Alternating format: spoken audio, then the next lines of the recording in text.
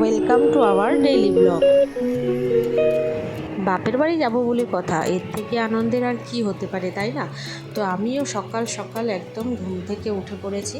ঘুম থেকে উঠে আগে সমস্ত কাজ করে নিয়েছি, সকালের যে সমস্ত বাসি কাজ থাকে, তারপরেই কিন্তু গোছাতে থাকছি বাপের বাড়ি যাওয়ার জন্য। আর আজ ছিল মনের লাস্ট এক্সাম, তো ওর কাছ থেকেই শুনে নেওয়া যাক ও কতটা খুশি। কারণ আজকে যেমন লাস্ট এক্সাম, তেমন কিন্তু মামা বাড়ি যাবে।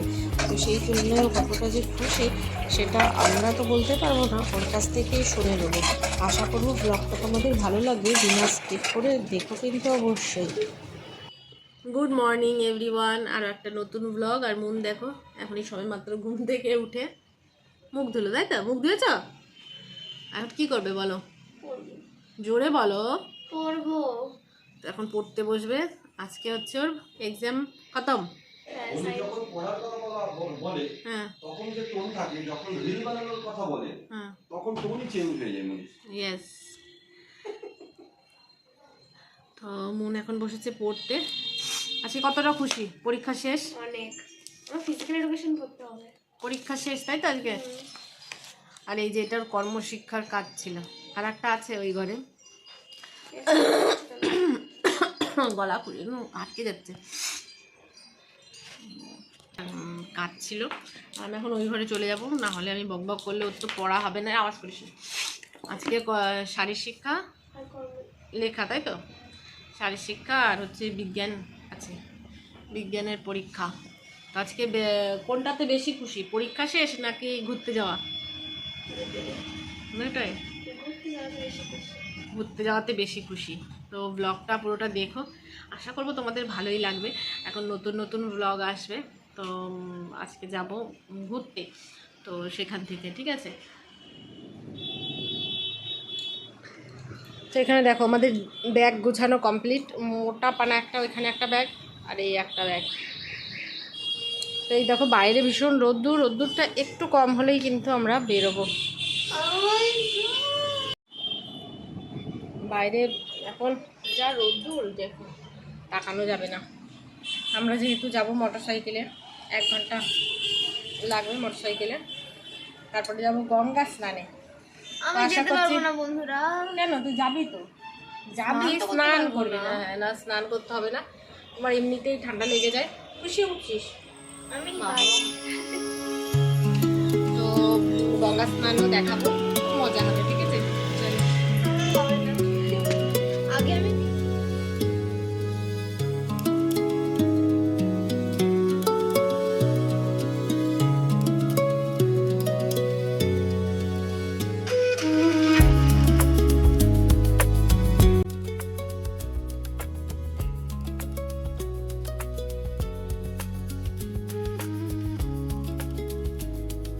হ্যালো গাইস, তো এখন আমি রেডি হয়ে গেছি। তো this is my final outfit. আর ছোটোবেলা থেকেই আমি যেখানেই যাই না কেন, আমি সবার আগে রেডি হয়ে যাই, কেউ অন্য কেউ হোক আর না হোক। আর বাইরে ভীষণ, মানে ভীষণই রোদ্দুর বাইরে। আমরা কি জানি না কি করে যাব। আর আমি এখান থেকে ঘেমে যাচ্ছি, ওখানে গিয়ে জানি না আমাদের কী অবস্থা হবে। আর ওই যে আমার মা জানি না কী করছে। আর আমার বাবাও এখন রেডি হচ্ছে। আর আমি চুল এখন ছেড়ে যাব না, চুল বাঁধবো এখন আমার চুলটা। বারবার একটা যেতে যেতে একটু মুখ কালো করে।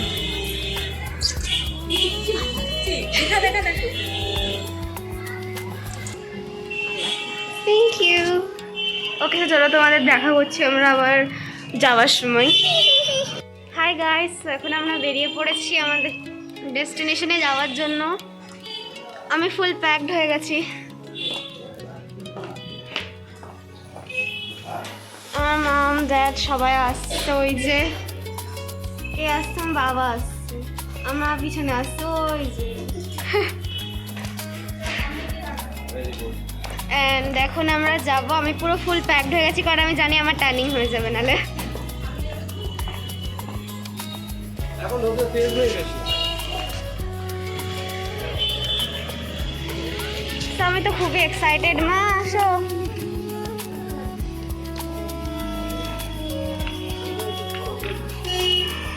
আহারে বেচারি আমার মা, কত দুঃখ তার জীবনে। হ্যালো গাইস, আজ আমার বেরিয়ে যেতে আমি কি করতে পারি। এখন আমরা শালনাজোর হাটে পৌঁছে গেছি। আরে আরে আমার তাকাও না, তোমার কথা শোনা যাচ্ছে আর কত জোরে বলবো। দেখি দেখি দেখি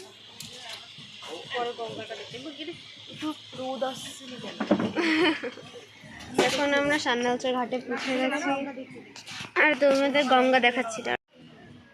এখন এখানে হেভি হাওয়া দিচ্ছে, ঠিক আছে, কত সুন্দর লাগছে ভিউটা।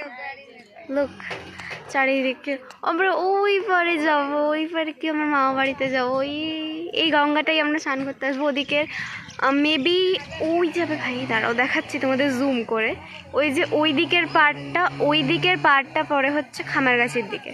সো ওই মেন গঙ্গাটাতেই আমরা যাব চান করতে। আর একটু জুম করে দেখাচ্ছি, এই যে গ্রিন ল্যান্ডটা রয়েছে ওই পাশের যে সাইডটা, ওটা পরে হচ্ছে খামারগাছির দিকে, মানে হুগলির দিকে।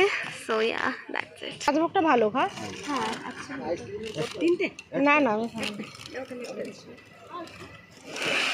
রাজভোগ সো অনেক কিছু ফ্লেভার আছে।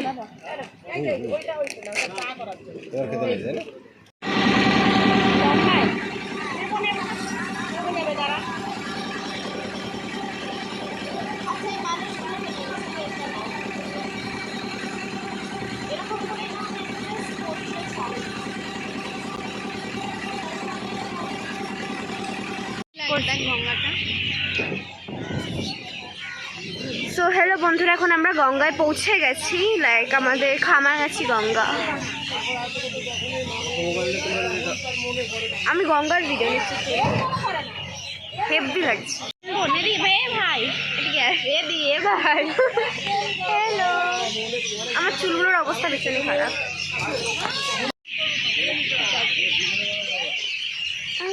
মাম্মি ঝুম দিদি কি মাম্মি হাই মাম্মি মাছটা নিয়ে এই দুটো কারা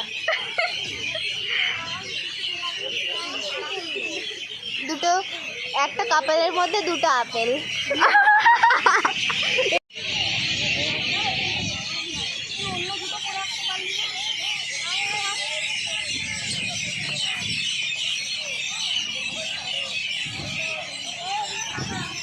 এদিক দিয়ে আসো, এদিক দিয়ে আসো,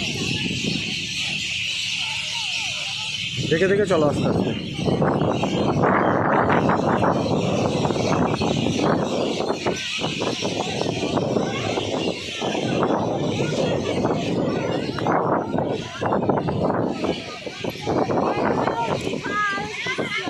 বলার ভয়, দীঘাও চলে এসেছি আমরা।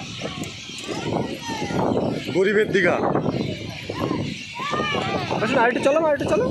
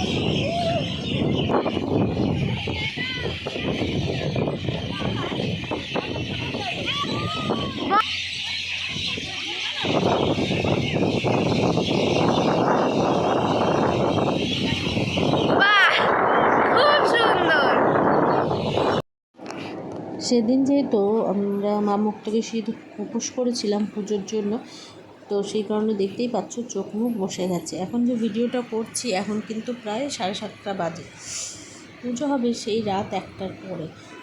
তো সেই কারণে উপোসের পরে যে ভোগটা খাওয়া হবে বা যেটা খাওয়া হবে সেটা কিন্তু দিদি বানিয়ে দিচ্ছি। আর এটা হচ্ছে আমার বাপের বাড়ির রান্নাঘর।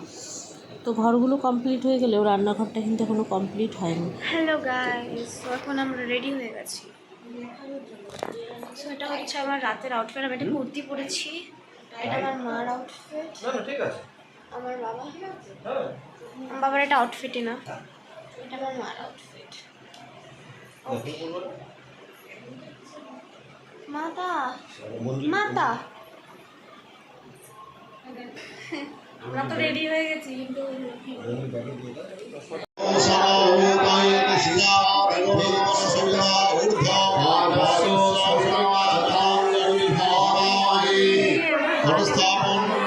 ओम क्लीं नमः ओम ऐं नमः ओम ह्रीं नमः ओम ह्रीं नमः ओम गन्धध्या सरितौ सर्वा समुद्रश्च चरंसि च सर्वे समुद्रा सरितो सरंसि जलदा नदा भदा प्रसन्ना पुण्या सर्वपातलभूवता सर्वोदित्यानि पुण्यानि घटे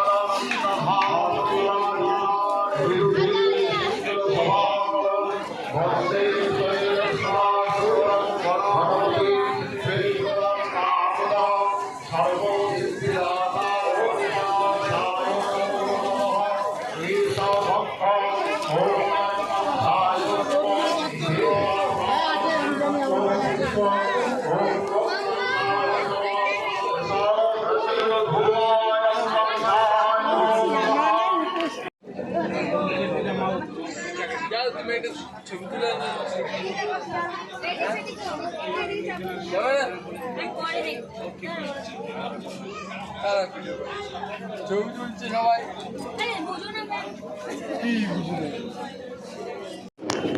আমরা কিন্তু অঞ্জলি দিতে দিতে প্রায় রাত 1:30, তারপরে এসে খাওয়া দাওয়া করতে করতে 2টো 2:30। আর আগেই দেখিয়েছিলাম যে দিদি ভোগ রান্না করছিল, তো ডালিয়া ভোগ রান্না করেছিল দিদি, যেটা কিন্তু আমরা সবাই মিলে খেয়ে নিচ্ছি, কারণ আমরা সবাই মিলেই উপোস করেছিলাম। এই যে এটা হচ্ছে আমার দাদার মেয়ে, আর এটা বড়দির মেয়ে, তারপরে দিদিরাও আছে, বৌদি আছে, আমি আছি, সবাই যেহেতু উপোস ছিলাম, তো আমরা ডালিয়া ভোগটা সবাই মিলে খেয়ে নিচ্ছি। আর তখন কিন্তু আমরা খুবই ক্লান্ত ছিলাম, তাই আজকে করছি ভয়েস ওভার। দেখো এতটাই খিদে পেয়েছিল যে শাড়িও কিন্তু চেঞ্জ করিনি, আগে খাওয়া দাওয়া করে নিচ্ছি, কারণ মা কালীর পুজো যেহেতু রাতে হয়, তো অঞ্জলি দিতে দিতে অনেকটাই রাত হয়ে যায়। আর এবার যেহেতু বৃষ্টি হচ্ছিল, তাও কিন্তু একটু আগে হয়েছে, না হলে পুজো দিয়ে অঞ্জলি দিতে দিতে হয়ে যায় রাত্রি 3টে। চেঞ্জ করতে করতে ভিডিও কল করে দে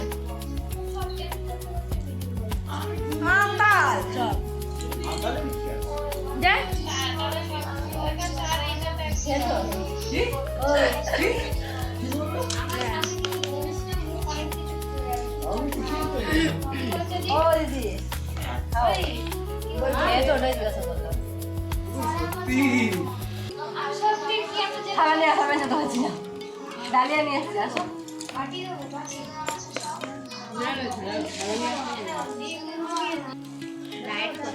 উপোস না করে 2বার খাওয়া কি রে?